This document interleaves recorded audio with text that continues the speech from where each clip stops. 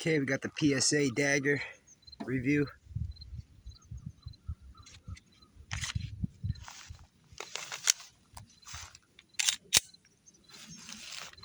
About 15-yard pumpkin kill.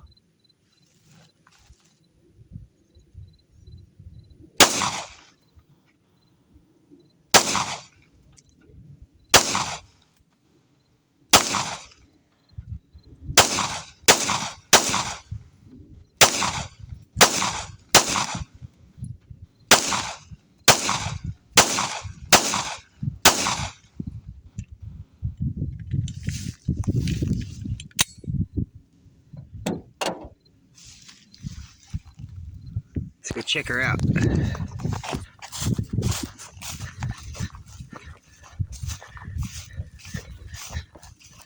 It's going a little high on them.